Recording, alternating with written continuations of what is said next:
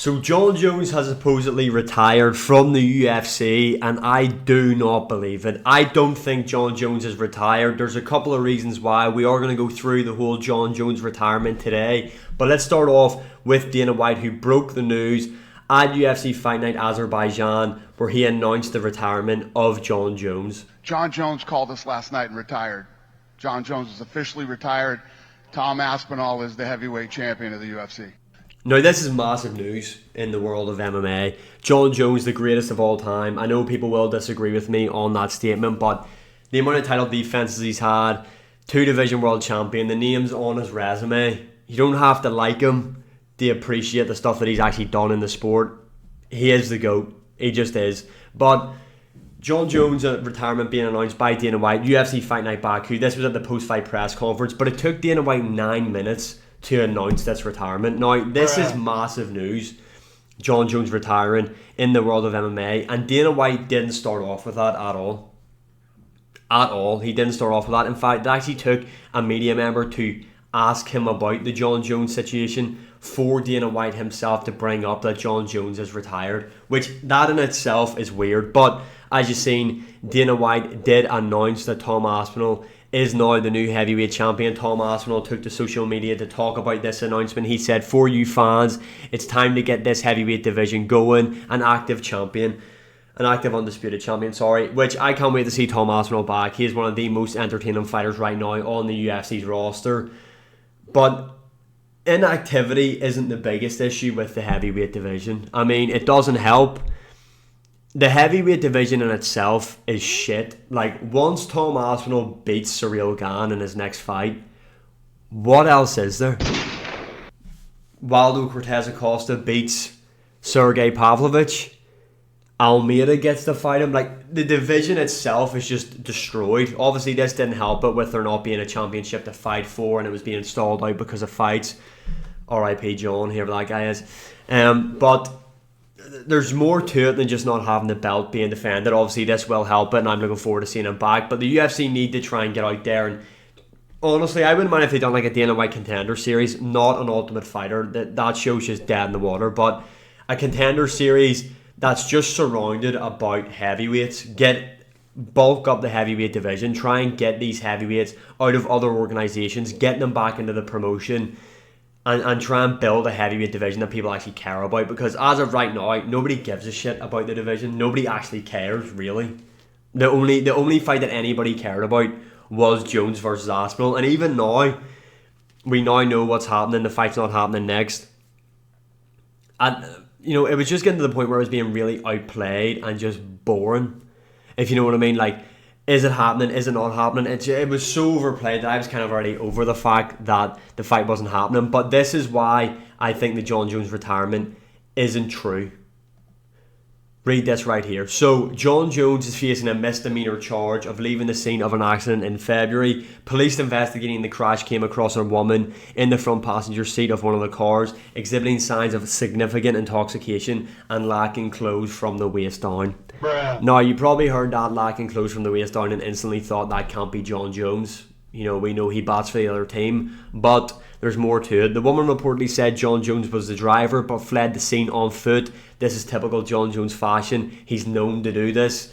When a police officer then talked to Jones and said, I don't know what that word says, the violence were made. It seems like Jon Jones is in trouble with the law again. There's even more to this story. I'm going to have to read it from a phone. I will edit it into this video so you know what it's saying. Details from the new Jon Jones allegations, including Jones' side of the story. A woman was found in traffic crash showing signs of intoxication and lacking clothing from the waist down. The woman told the police that Jones was the driver of the vehicle but fled on foot. The girl called, who is believed to be Jon Jones, who appeared to be intoxicated, on the phone, who then made statements implying his capacity to employ lethal force through a third party. In response to this, the police then called for backup. The man on the phone, believed to be Jon Jones, talking about him, the allegations of him talking about using violence. Police interviewed Jones in person, and he said that the woman left his house intoxicated and called him after getting into a crash. The woman told the police that she did mushrooms and drank alcohol at Jon Jones's house, and the last thing she remembered was Jon Jones driving her in a car. So that right there is why I think this is happening. That's why I think this whole retirement thing's coming. That's why I don't believe it. Jon Jones is obviously going to be facing legal action here soon.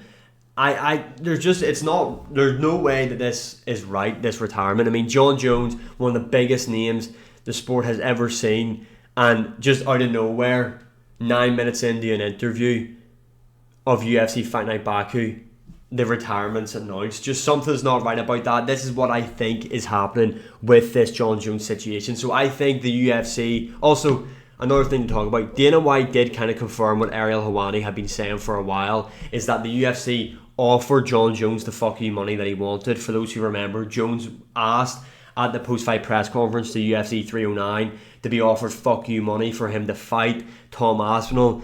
And Dana White, who denied this at UFC 316, by the way,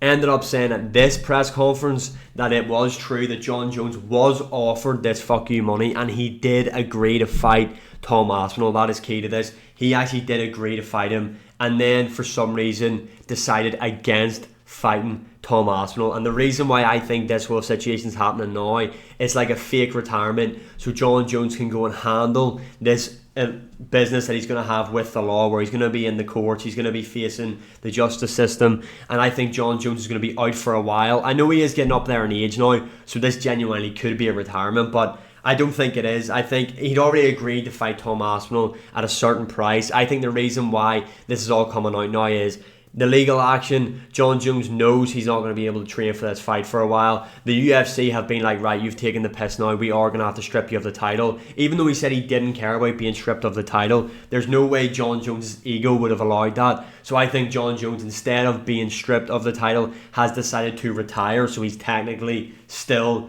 the lineal champion of the heavyweight division. And what I think is going to happen is this whole thing is going to play out in court.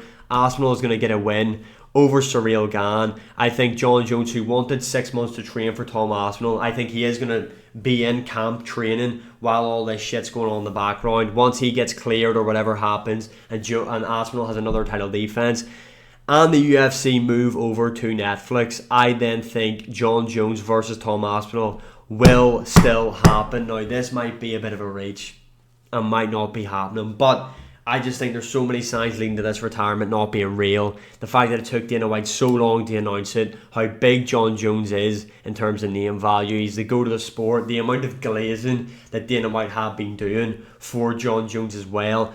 Dana White was convinced that this fight was definitely going to happen, and I am still convinced it will happen.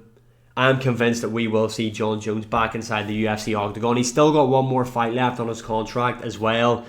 I think we see Jon Jones back after all this legal situation stuff is sorted. But you can let me know in the comments below, is this a bit of a reach? And as always, like, share, subscribe, comment, all that good stuff.